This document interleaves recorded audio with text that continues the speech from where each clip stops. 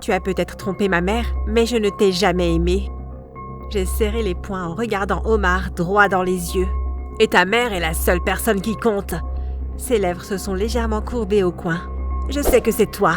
C'était moi. Mais qui va te croire? C'est ta parole contre la mienne. » Ses yeux se sont assombris. Nous avons entendu un souffle et nous nous sommes tournés vers lui. « Hey, mon nom est Riley. Veuillez aimer cette vidéo et vous abonner à notre chaîne. Et aussi appuyer sur la cloche de notification. » Revenons à l'histoire. J'avais une vie plutôt agréable jusqu'à la naissance de ma sœur. C'était juste maman et moi depuis que mon père l'avait quittée quand j'avais seulement 5 ans. Il a dit à maman qu'il allait au kiosque, à journaux du coin, mais il n'est jamais revenu. Pendant des mois, maman l'a cherché. Mais je pense qu'au bout d'un moment, elle a cru qu'il était mort. Les années ont passé et maman ne sortait pas beaucoup. Quand elle le faisait, elle rentrait toujours triste.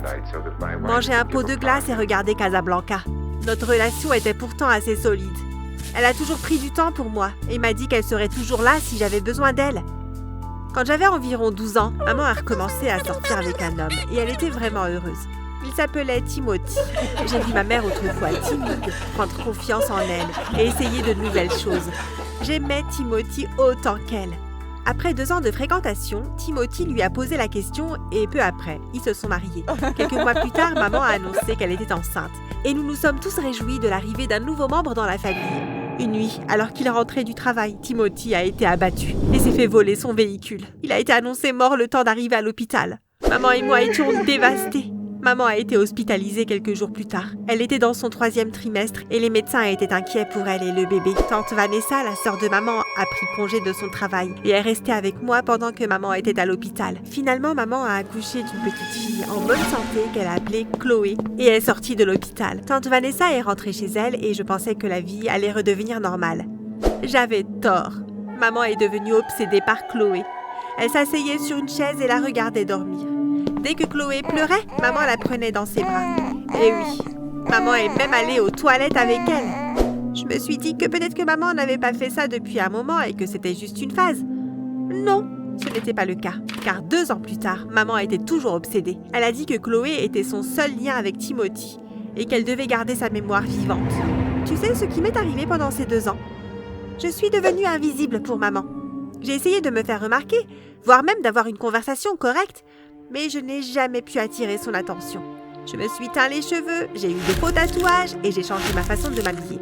Une fois, j'ai même ramené un gars à la maison après l'école. Et on s'est embrassé dans le salon. Mais est-ce que ma mère s'en souciait? Non, pas du tout. Après de nombreuses tentatives ratées, j'ai abandonné et je suis redevenue l'ancienne moi. Alors imaginez ma surprise quand je suis rentrée de l'école un après-midi et que j'ai vu un homme étrange assis dans le salon avec maman et Chloé. « Salut !» J'ai jeté un coup d'œil à maman puis à l'étranger. Maman a rougi et s'est raclé la gorge. « Riley, voici Omar. Nous sortons ensemble depuis quelques mois. J'ai pensé qu'il était temps que vous vous rencontriez tous les deux. » Omar s'est levé. « Salut Riley, ta mère m'a beaucoup parlé de toi. Et pourtant elle ne m'a rien dit de vous. »« Riley !» Le visage de maman est devenu rouge cerise. J'ai des devoirs à faire. Si vous avez besoin de moi, je serai dans ma chambre. Comment maman peut-elle trouver du temps pour un homme, mais pas pour moi? Me suis-je dit en marchant vers ma chambre. Au fil des jours, Omar a passé plus de temps à la maison, jusqu'à y être présent tous les jours. J'ai regardé Chloé sourire et jouer avec lui. Elle avait l'air si à l'aise avec lui. J'ai découvert plus tard qu'Omar était un officier de police. Alors que maman et Chloé étaient hypnotisées par Omar, quelque chose en lui ne collait pas. Il essayait toujours de faire la conversation avec moi et ramenait des cadeaux pour Chloé et moi, mais je n'y croyais pas. Maman avait l'air heureuse et je ne voulais rien dire avant d'avoir la preuve que c'était une ordure. Une nuit, j'ai entendu Omar dire à maman qu'il devait quitter la ville pour quelques jours. J'étais soulagée. Je souhaitais secrètement qu'il ne revienne jamais. Quelques jours plus tard, maman s'est approchée nerveusement de moi alors que je regardais la télévision avec Chloé à la main. « Riley, peux-tu garder Chloé pour moi? Je veux juste aller rapidement à la pharmacie. »« Maman, tu vas vraiment laisser Chloé à la maison? » ?»« Oui, Omar a dit que Chloé était assez grande pour se passer de moi pendant un moment. J'ai juste besoin de faire des petits pas. » Maman m'a tendu Chloé. « Et n'oublie pas de fermer la porte à clé pour que Chloé ne sorte pas. » J'ai hoché la tête. Maman s'est retournée et est partie. J'ai mis l'émission préférée de Chloé et on l'a regardée ensemble. Un quart d'heure plus tard, on a sonné à la porte. Je me suis levée du sofa et j'ai laissé Chloé regarder son émission. J'ai marché jusqu'à la porte et je l'ai ouverte. « Bonjour, j'ai un paquet pour Riley ou Etherman. »« C'est moi. » Le livreur m'a remis le paquet. « Ça vient de tante Vanessa. » J'ai signé pour le récupérer et j'ai fermé la porte. Quand je suis arrivée dans le salon, Chloé n'était plus là. « Chloé ?» j'ai crié en allant de pièce en pièce. Mon cœur s'était emballé pendant que je vérifiais les placards et sous les lits. Chloé était introuvable. « Chloé, si tu sors, je te donnerai de la glace. » En marchant pour vérifier les autres parties de la maison, j'ai remarqué que la porte d'entrée était légèrement ouverte. J'ai ouvert la porte et j'ai couru dehors en regardant frénétiquement autour de moi. « Chloé !» Des larmes ont coulé sur mes joues. C'est alors que maman s'est garée dans l'allée et elle a sauté de la voiture. « Riley, qu'est-ce qui ne va pas? Maman, je suis vraiment désolée. C'est Chloé !» Maman m'a poussée et a couru dans la maison en appelant le nom de Chloé. En un quart d'heure, des voitures de police étaient garées devant la maison. Ils m'ont interrogée pour essayer de découvrir ce qui s'est réellement passé. J'ai aussi entendu maman pleurer au téléphone en racontant à Omar ce qui se passait. C'est ma faute. J'ai oublié de verrouiller la porte. Ai-je crié. Je t'ai fait confiance. Je t'ai fait confiance. Maman s'est précipitée vers moi, mais 2 officiers l'ont retenue. Ils l'ont emmenée dans une autre pièce pour qu'elle se calme. Si quelque chose arrive à Chloé, je ne me le pardonnerai jamais. Ce soir-là, un groupe de voisins s'est réuni à chercher Chloé. Après 6 heures de recherche infructueuses, les voisins ont déclaré qu'ils allaient recommencer dès le matin. Cette nuit-là, maman ne m'a pas parlé. Elle est restée dans sa chambre et a pleuré. Je suis restée près du téléphone dans le salon, en espérant et en priant que la police appelle pour dire qu'il l'avait trouvée. Les 2 jours suivants, j'ai eu l'impression d'être coincée dans un cauchemar dont je n'arrivais pas à me réveiller. Le 3e jour, on a sonné à la porte. Maman est allée l'ouvrir, ce qui a suivi par un cri. Je me suis précipitée vers la porte pour voir ce qui s'était passé. Il y avait un homard souriant avec Chloé dans les bras de maman. « Oh, Chloé !» Je voulais la tenir, mais maman ne me laissait pas faire. Omar est entré dans la maison et a fermé la porte. « Ta sœur aurait pu être gravement blessée, Riley. C'est une bonne chose qu'elle ait été retrouvée saine et sauve. »« Où l'as-tu trouvée ?» Maman a serré Chloé très fort dans ses bras. Quelqu'un a entendu des gémissements dans un des tunnels de l'aire de jeu et a appelé. « Donc tu veux dire que Chloé était dans les tunnels ces 3 derniers jours ?»« On dirait bien. » Omar a pris la main de Chloé dans la sienne, mais elle l'a retirée et a détourné la tête. « Alors pourquoi n'est-elle pas à l'hôpital ? Qu'a-t-elle mangé et bu au cours des derniers jours ?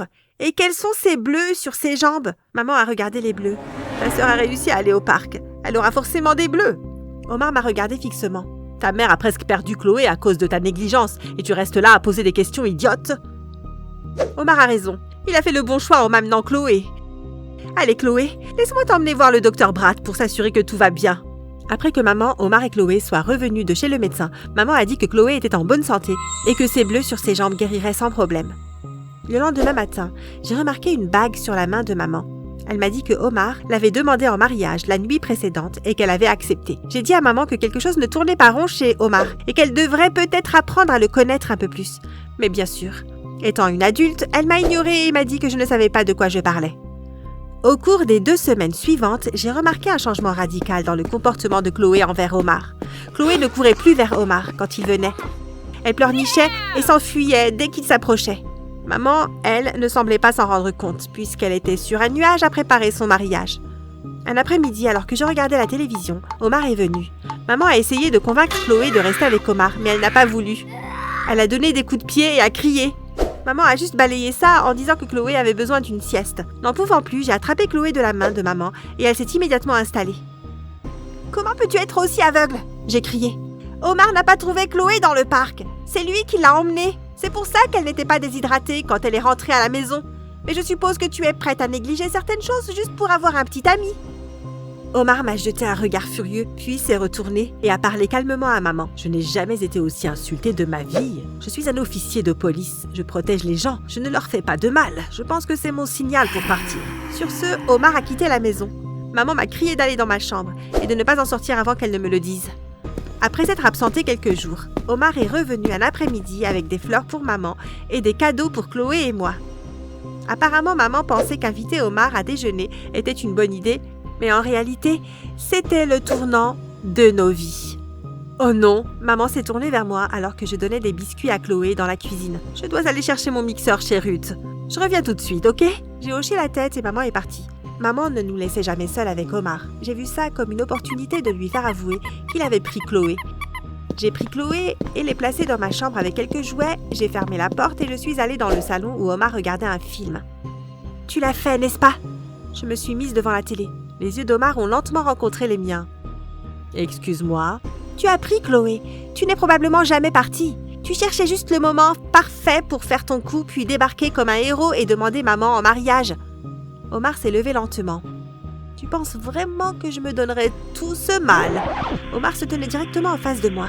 « Tu as peut-être trompé ma mère, mais je ne t'ai jamais aimé. » J'ai serré les poings en regardant Omar droit dans les yeux. « Et ta mère est la seule personne qui compte. » Ses lèvres se sont légèrement courbées au coin. « Je sais que c'est toi. C'était moi. Mais qui va te croire? C'est ta parole contre la mienne. » Ses yeux se sont assombris. Nous avons entendu un souffle et nous nous sommes tournés vers lui. Maman se tenait là, avec un regard horrifié sur le visage. « Omar, tu as pris Chloé ?» La voix de maman s'est brisée. « Bébé, pourquoi je ferais du mal à Chloé ?» Il s'est approché de maman et a essayé de lui prendre la main, mais elle l'a repoussé. « Comment ai-je pu être aussi stupide? Les preuves étaient là tout le temps. Quel genre de mère suis-je? Omar, tu dois partir. »« Mais bébé... » »« Omar, pars, maintenant. » Omar a rigolé. « Je ne vais nulle part. Tu portes ma bague. » Maman a enlevé la bague et l'a jetée sur lui. Omar l'a prise et a regardé comme s'il était sur le point de gifler maman. « Maman !» J'ai crié en courant vers elle. Omar a levé la main pour frapper maman, mais je l'ai plaqué au sol. Tout s'est passé si vite. J'ai pu lui donner quelques coups, mais il a aussi frappé fort. J'ai entendu du verre se briser. Maman se tenait au-dessus d'un Omar maintenant voûté qui se tenait la tête. Elle a tenu la main de Chloé. « Riley, allons-y !» Nous avons couru hors de la maison et sommes allés chez Ruth. Maman lui a raconté ce qui s'est passé. Elle m'a dit de fermer toutes les fenêtres de la maison pendant qu'elle appelait la police. Lorsque la police est arrivée, il ne restait plus qu'une traînée de sang dans la maison. Maman et moi avons fait des déclarations et maman leur a aussi dit qu'elle croyait que c'était lui qui avait enlevé Chloé. Maman s'est excusée de ne pas avoir écouté et elle espérait que je pourrais lui pardonner. Bien sûr que oui, c'est ma mère. Nous sommes restés chez Ruth pendant quelques jours car maman renforçait notre sécurité à la maison au cas où Omar déciderait de se montrer. Nous avons également décidé toutes les deux de prendre des cours de self-défense. Il a fallu des mois avant que maman ne redevienne comme avant. Elle riait à nouveau et ne regardait plus par la fenêtre toutes les 10 minutes. Finalement, nous avons décidé de déménager afin de laisser cette partie de notre vie derrière nous. Malheureusement, la police n'a jamais attrapé Omar. Ce Noël-là, dans la nouvelle maison, j'ai reçu une carte de Noël. Il n'y avait pas d'affranchissement ni d'adresse de retour. Quand j'ai ouvert la carte, il y avait 4 mots écrits à l'intérieur. « Je pense à toi ». Je savais que ça venait d'Omar. Je n'ai rien dit à maman parce qu'elle avait déjà assez souffert. À ce jour, j'ai reçu 3 cartes comme celle-ci à chaque Noël. Je me suis récemment inscrite à l'académie de police. Je refuse de vivre dans la peur et je ferai tout ce qui doit être fait pour protéger ma mère et ma sœur. Maman, papa, que faites-vous? Qu'est-ce que tu veux dire, chérie? Tout le monde dans ma classe, les autres enfants, leurs parents ont un emploi. Quels sont les vôtres? Et la semaine prochaine, c'est la journée des carrières. Tous les parents doivent venir pour parler. Maman, tu peux venir? Oui, bien sûr. J'étais en CE1 et je n'avais absolument aucune idée de ce que faisaient mes parents pour gagner leur vie, car ils étaient à la maison la plupart du temps. Nous étions pourtant riches. Nous vivions dans une tour d'appartements de luxe à New York. Notre immeuble avait un spa, une salle de sport, du personnel de ménage et un restaurant chic où nous mangions tous les jours car mes parents détestaient cuisiner. La vue était fantastique. Je pouvais voir Central Park depuis ma chambre et j'adorais rester debout la nuit à regarder les lumières de nuit au loin. Je suis sûre que vous vous demandez d'où vient tout cet argent. Assurez-vous de continuer à regarder pour le découvrir. Bref, ma mère et mon père ne sont pas venus à la journée des carrières. Ils m'ont dit que je pouvais rester à la maison ce jour-là et ils m'ont emmenée au cinéma. Puis nous avons mangé une glace après. Je me suis tellement amusée que j'ai complètement oublié l'école. Même si nous étions plutôt bien lotis, mes parents ne m'ont pas gâtée. Ils ne me donnaient pas tout ce que je demandais et j'avais encore des corvées à faire dans la maison. Je devais plier mes propres vêtements, faire mon lit et balayer le sol parfois. Ce pourquoi ils ont dépensé beaucoup d'argent, c'est mon éducation. Je suis allée dans une grande école et mon père disait toujours « Elvira chérie, tu dois étudier dur pour pouvoir gagner honnêtement ta vie. Tu seras médecin, avocate ou ingénieur. Étudie dur pour pouvoir réaliser tes rêves. » J'étais toujours confuse quand il disait ça. Est-il possible de gagner sa vie de façon malhonnête? Et comment le fait de devenir médecin, avocate ou ingénieur est devenu mon rêve? Je voulais être astronaute ou gardienne de zoo. Mais j'étais assez jeune, alors la plupart des choses de la vie n'avaient aucun sens pour moi. Bref, quand j'avais 9 ans, ma mère a donné naissance à mon frère Parker. J'étais si heureuse car j'avais enfin de la compagnie à la maison. Être une enfant unique est parfois frustrant parce que tout ce à quoi vous pouvez parler, ce sont ces 2 vieilles personnes dans votre maison. Aussi, mes amis à l'école étaient nuls. Ils ne faisaient que montrer leurs jouets et je n'avais pas grand-chose à montrer, car, je l'ai déjà dit, mes parents faisaient un effort particulier pour ne pas me gâter. Lorsque mon frère a atteint l'âge de 5 ans, j'ai commencé à réaliser que mes parents étaient des cybercriminels. C'est ainsi qu'ils gagnaient leur vie. Et je ne sais pas s'ils faisaient de l'escroquerie ou volaient des informations sur les cartes de crédit, mais quoi qu'il en soit, ils le faisaient bien. Un jour, mon père a laissé son bureau ouvert et mon frère est entré et a commencé à cliquer sur son ordinateur. Quand mon père l'a trouvé, il a commencé à crier. « Tu sais que tu n'es pas censé être ici, Parker. Qu'est-ce que tu fais ?»« Je réparais ce truc que tu as mal fait, papa. Regarde, je t'ai fait gagner 2 millions de dollars. »« Arrête de plaisanter. Attends. Oh mon Dieu. Waouh. Parker, qui t'a appris à faire ça ?»« Personne. » Il a haussé les épaules. Avec le temps, mon père a commencé à laisser son bureau ouvert exprès. Je ne sais pas ce que Parker a fait, mais mon père rayonnait à chaque fois qu'il retournait vérifier son ordinateur. Il s'est avéré que mon frère avait un étrange talent et qu'il était capable d'acquérir beaucoup d'argent en un court laps de temps. Peut-être qu'on devrait le laisser rester à la maison, tu sais. Un garçon avec autant de talent n'a pas besoin d'aller à l'école. Tu as probablement raison. On va juste le garder ici à partir de maintenant. Vous êtes fou? Comment peut-il rester à la maison alors que je dois aller à l'école? Et on t'a déjà dit qu'il n'est pas poli d'écouter les conversations des adultes. Tu dois aller à l'école parce que tu nous as pas fait gagner d'argent. Tu n'as pas le même talent que ton frère, donc tu dois rester à l'école, faire des études et éventuellement trouver un travail régulier et ennuyeux comme les gens normaux. J'étais tellement en colère. Le lendemain, mes parents m'ont demandé de préparer un sac. Où allons-nous? En vacances. En vacances. J'ai supposé qu'il essayait juste de se faire pardonner. Je veux dire, un parent se sentirait coupable après avoir dit autant de mots durs à son enfant. Vous ne pensez pas? Nous avons tous les 4 pris un vol en première classe pour le Japon le soir même. Nous sommes restés dans un hôtel de luxe pendant quelques jours et je me suis éclatée. Je partageais une chambre avec Parker tandis que mes parents avaient leur propre chambre. Je n'ai rien soupçonné d'étrange dans ce voyage jusqu'à ce que je les entende parler dans leur chambre une nuit. Tu crois que c'est sûr de rentrer à la maison maintenant? Oui, la friction s'est éteinte. Je ne pense pas qu'ils vont encore venir nous chercher. En plus, je les ai amadoués avec 3 millions de dollars. J'ai ouvert la porte et exigé de savoir ce qui se passait. Mon cœur, je t'ai déjà dit que c'est impoli de se mêler des conversations d'adultes. Bref, tu sais probablement déjà que nous sommes des cybercriminels. C'est une forme de criminalité plus sûre, mais nous devons toujours faire face à la concurrence et parfois, la concurrence devient rude et dangereuse. Nous avons simplement dû échapper à une situation dangereuse pendant un certain temps, mais nous pouvons y retourner en toute sécurité maintenant. Vous êtes confus? Parce que moi, oui. Nous sommes rentrés à la maison le jour suivant et mon frère est retourné directement au travail. Je suis retournée à l'école, malheureusement. J'ai toujours essayé de me faire des amis, mais je n'ai jamais vraiment réussi. Les 3 enfants les plus populaires de ma classe, Pauline, Vanessa et Tamara, se moquaient toujours de moi sans raison. Comment se fait-il que tu n'aies qu'une seule paire de chaussures? Je suis sûre que tu penses que tu es cool parce que tu vis dans cet immeuble chic, mais tu es probablement juste la domestique là-bas. Où est ta vraie famille? Quoi? C'est ma vraie famille? Alors comment se fait-il qu'ils ne t'achètent rien? Tu ne peux pas être notre amie si tu n'as pas de trucs cool comme nous. Je suis rentrée chez moi ce jour-là en me sentant plus malheureuse que jamais. Qu'est-ce qui ne va pas, Elvie? A demandé mon frère alors que j'étais assise sur le canapé prête à hurler dans un coussin. Tu ne comprends pas? Tu ne vas même pas à l'école, alors comment pourrais-tu? Je peux t'aider? Je ne pense pas. J'ai crié dans le coussin puis j'ai regardé attentivement. Attends, je pense qu'il y a peut-être un moyen pour que tu puisses aider. Comment? Tu peux cacher un peu d'argent que tu gagnes pour papa et maman? Pour moi? Ouais? Vraiment? Ouais? C'est aussi simple que ça? Ouais, ils ne s'en rendront pas compte de toute façon. Je vais juste en transférer une partie sur ton compte bancaire et tu pourras aller le retirer quand tu voudras. Tu es le meilleur petit frère de l'univers. Je l'ai serré jusqu'à ce qu'il commence à me frapper parce qu'il ne pouvait plus respirer. Le lendemain, il avait déjà transféré quelques milliers de dollars sur mon compte.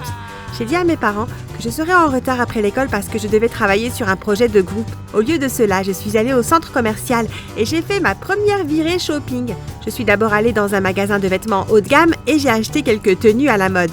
Puis je suis allée dans un magasin de chaussures et j'ai acheté environ 5 paires de chaussures. Après ça, je suis allée à la parfumerie et j'ai acheté les plus chères. J'ai pris soin d'acheter un jouet cool pour mon frère avant de partir. Quand je suis rentrée, j'ai tout jeté sur mon lit et j'ai regardé fixement. Enfin, j'avais une chance d'être reconnue et acceptée par les jeunes cool. Puis j'ai caché toutes les affaires pour que mes parents ne les trouvent pas et j'ai donné à mon frère son jouet. Le lendemain, je suis allée à l'école et j'étais habillée pour tuer. Tout le monde a regardé et bien sûr, Pauline, Vanessa et Tamara ont eu quelque chose à dire.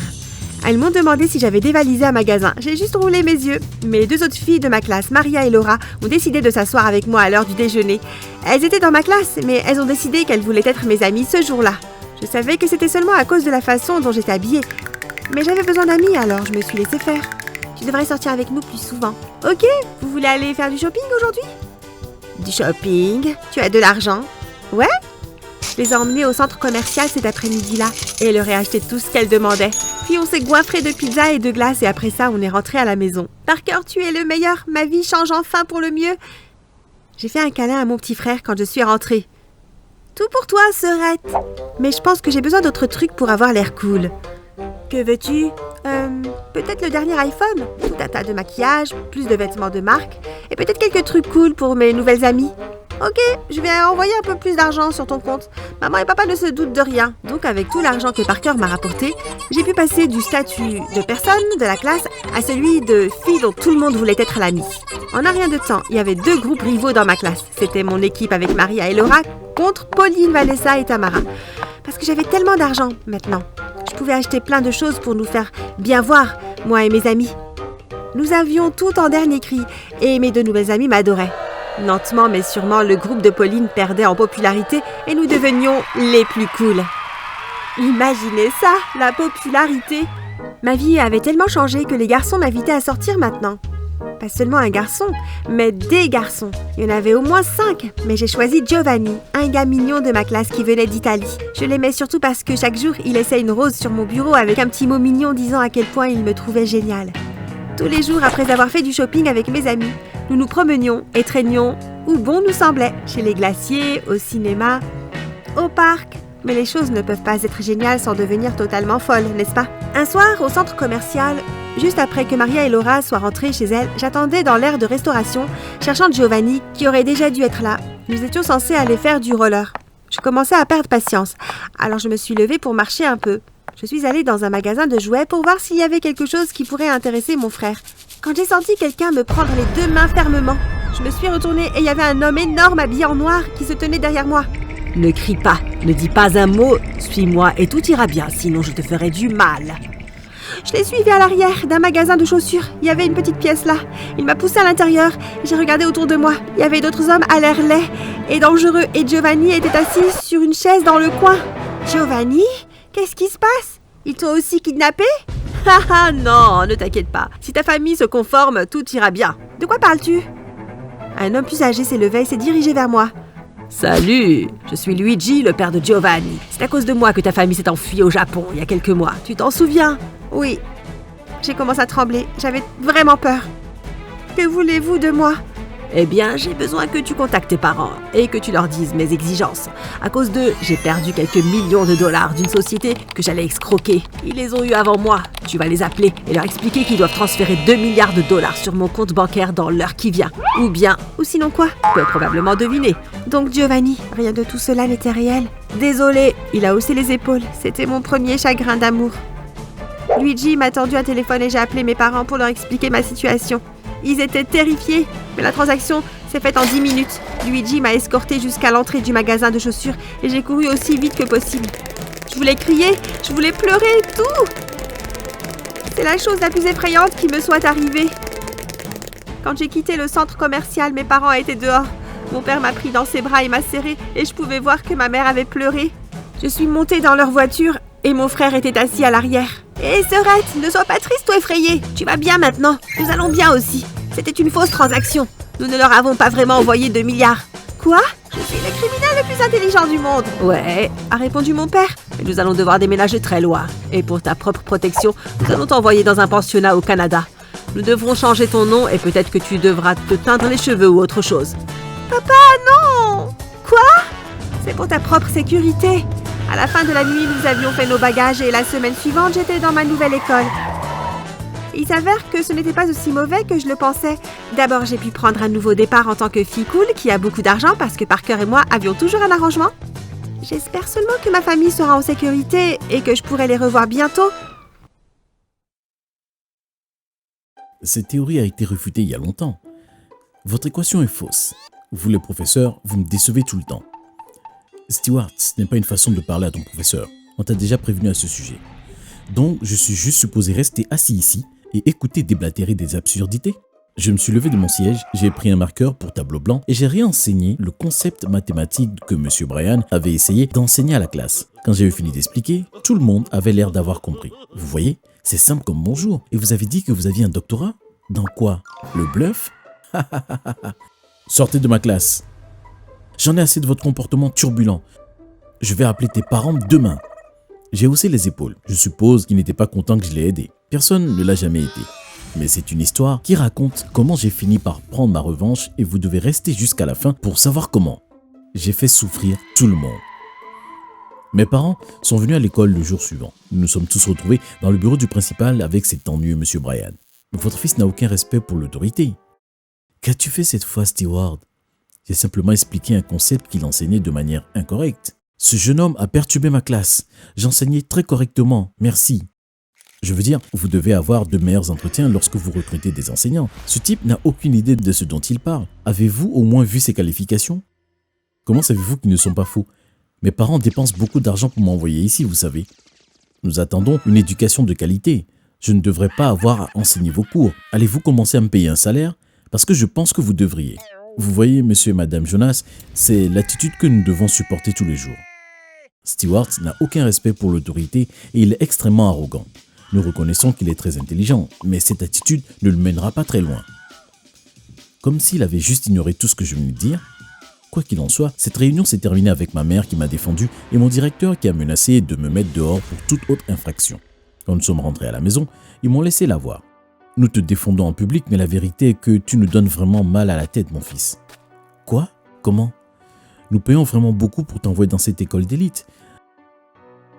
Je sais que tu n'es pas toujours d'accord avec eux, mais pourrais-tu essayer d'être un peu plus calme? »« Mais maman, ils sont si ennuyeux. Et c'est juste. » J'ai donc pensé faire un effort juste pour mes parents, surtout pour ma mère. Mon école précédente était pire. C'était une école publique ordinaire et je ne l'ai pas trouvée difficile du tout. J'avais l'impression de travailler à l'école maternelle et en première année, j'avais déjà maîtrisé tout le contenu du niveau supérieur. Mes parents ont décidé de me transférer dans une école d'élite pour les élèves du secondaire qui étaient prêts pour un contenu de niveau universitaire. Tous les enseignants avaient des doctorats et étaient censés être les meilleurs du pays. L'école était vraiment moderne et ressemblait à quelque chose qui sortait du futur. Mon père avait également pris un travail supplémentaire pour aider à couvrir les frais de scolarité. Bien que je sois plutôt intelligent, je n'étais pas un intello typique. Je suis grand, musclé et super beau. Je ne porte pas de lunettes non plus, sans vouloir offenser mes spectateurs à 4 yeux. Dès que j'ai été transféré dans cette école, je me suis senti comme une célébrité. Toutes les filles me bavaient dessus et je pouvais choisir qui je voulais. Mais contrairement aux beaux mecs typiques, je ne me souciais pas trop de l'apparence. J'étais attiré par l'intelligence et j'ai immédiatement craqué pour la fille la plus intelligente de ma classe, Millie. C'était une jolie petite fille aux cheveux noirs, aux yeux bruns et aux lunettes les plus énormes que j'ai jamais vues de ma vie. Quand je l'ai invitée à sortir pour la première fois, c'était hilarant. « Tu veux sortir avec moi ?»« Oui, Millie. Mais tu peux avoir n'importe quelle autre fille que tu veux. Pourquoi moi ? Tu es la plus belle à mes yeux. Et tu es intelligente et tu as une personnalité merveilleuse. C'est une sorte de blague ? Eh bien, sors avec moi une fois et tu le sauras. » Je lui ai fait un clin d'œil et elle a rougi. Elle a accepté et quand on est sorti, j'ai fait en sorte que notre premier rendez-vous soit mémorable. Je lui ai offert une douzaine de roses, beaucoup de chocolat, puis on est allé au musée. Les filles intelligentes aiment ce genre de choses. Elle était donc convaincue que ce n'était pas une blague et un mois plus tard, elle a accepté d'être ma petite amie. Tout cela pour dire que ma vie au lycée se passait bien. J'étais beau, j'avais une petite amie et j'étais intelligent. Je détestais les professeurs parce que je les trouvais trop stupides. J'ai décidé de suivre le conseil de ma mère et d'être un peu plus calme, mais ça n'a pas duré très longtemps. Mon professeur de biologie, mademoiselle Thompson, enseignait quelque chose sur les dernières recherches en biochimie, mais ses sources étaient périmées. « C'est faux, mademoiselle Thompson. »« Comment ça, c'est faux ?»« Vos sources sont périmées. Je me suis documenté sur le sujet hier soir. Voici pourquoi vos recherches sont erronées. » Je me suis levé de mon siège et j'ai enseigné la classe à nouveau. Elle se tenait dans un coin et son visage pâle s'est rapidement transformé en rouge. « Vous voyez ? Veuillez faire les recherches nécessaires avant de venir en classe. Il n'y a aucune excuse pour ce type d'enseignement bâclé. Nos parents ne te paient pas pour être paresseux. »« Il a raison. Wow, Stewart, tu es si intelligent. Vous deux, sortez de ma classe maintenant. Pensez être les Bonnie and Clyde du système éducatif, hein ? Sortez, j'en ai marre de vos étudiants qui pensent en savoir plus que moi. Peut-être que vous devrez tous rester à la maison et apprendre par vous-même. » Ah ! Millie et moi sommes sortis pendant qu'elle continuait sa crise de colère. Je savais maintenant que quelque chose comme ça finirait par arriver et qu'ils appelleraient mes parents pour leur dire que j'avais finalement été renvoyé. Pour éviter toute cette situation, j'avais reprogrammé les téléphones de mes parents. Si l'école appelait, ils entendaient un message préenregistré dont mes parents ne savaient rien. J'ai utilisé des enregistrements précédents de la voix de ma mère pour faire les réponses parfaites. Quoi? Il a encore eu des problèmes, donc il est expulsé maintenant. Ok, merci pour l'information. Après avoir été convoqué seul dans le bureau du principal et m'être entendu dire que c'était la goutte d'eau qui faisait déborder le vase et que mes parents avaient déjà été informés, je lui ai dit au revoir et je suis parti à la recherche de Millie qui m'attendait toujours dans le couloir. Tu veux passer la journée avec moi ou tu veux attendre ton prochain cours? Allons faire quelque chose d'amusant. Nous avons quitté l'école et sommes allés à un petit carnaval. Nous avons mangé des tas d'un cas sucré et nous nous sommes nourris de barbe à papa. Nous sommes allés dans une maison hantée et nous avons même fait un tour de manège ensemble. C'était magique. Jusqu'à ce que nous décidions qu'il était temps de rentrer à la maison et que je doive répondre aux questions difficiles. Alors, que vas-tu faire maintenant? Mes parents ne savent pas que j'ai été mis à la porte et je ne vais pas leur dire. Je quitterai la maison comme d'habitude tous les matins et je réfléchirai au reste plus tard. Ne t'inquiète pas. Mais ce dont je suis sûr, c'est que je vais détruire cette école. Je vais m'assurer qu'ils ne s'en remettent jamais. Elle m'a fait un sourire qui m'a fait comprendre qu'elle avait confiance en mon plan, ou en l'absence de mon plan. C'est formidable d'avoir une partenaire qui vous soutient. Je l'ai raccompagnée chez elle, je l'ai embrassée, puis je suis rentré chez moi. Je suis entré, mes parents étaient assis à la table du dîner en train d'avoir une conversation sérieuse. Et fils, j'expliquais juste à ta mère que les dauphins ne sont pas aussi amicaux qu'on le dit. Ils peuvent être si dangereux, tu le savais? Ouais, ils ont des dents et ils vont te mordre. Eh bien, je pense qu'ils sont mignons. Tu as passé une bonne journée? Ouais, parfait. J'ai tellement appris aujourd'hui. Ils n'ont rien soupçonné. Le lendemain, j'ai quitté la maison comme d'habitude et j'ai pris un bus pour aller nulle part.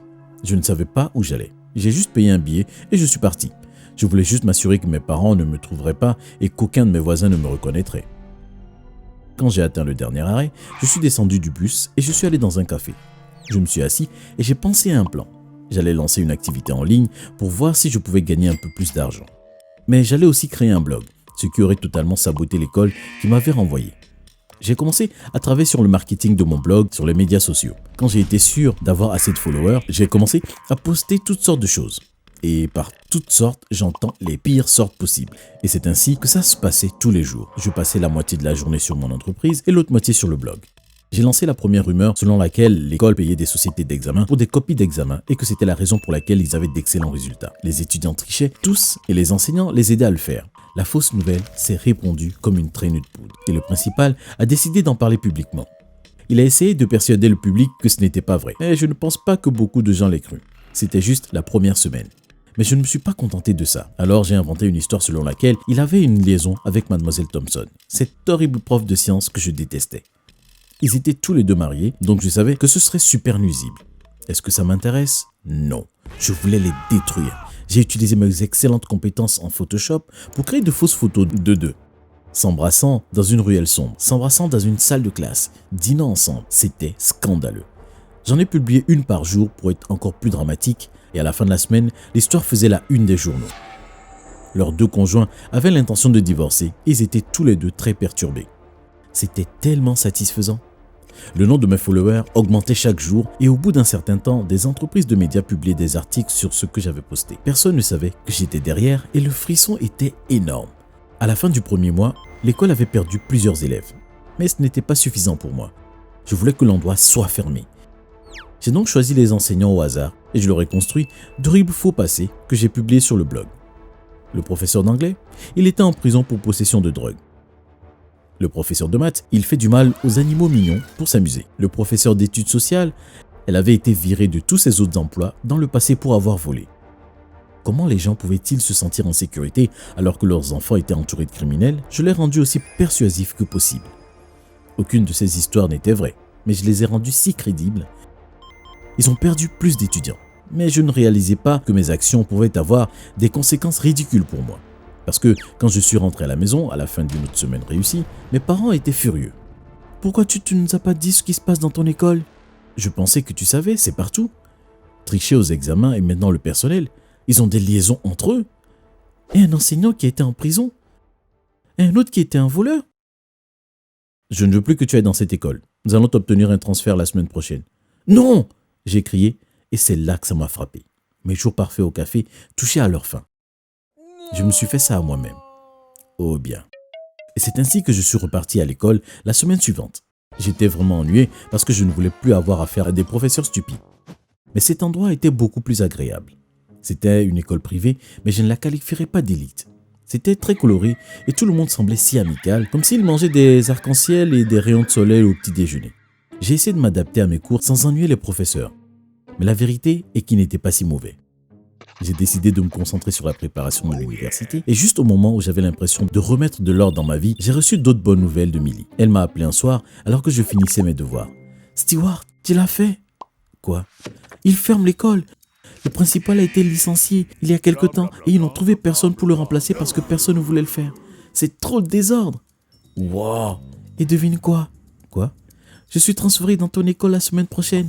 Nous serons à nouveau ensemble. Je ne peux pas attendre. » Wow, c'est une merveilleuse nouvelle. Je ne pouvais pas croire à ma chance. J'avais réussi à détruire cette école et ma petite amie allait être dans ma classe, dans ma nouvelle école. Vous vous demandez probablement si je regrette d'avoir détruit la vie de ces étudiants, et la vérité est que non.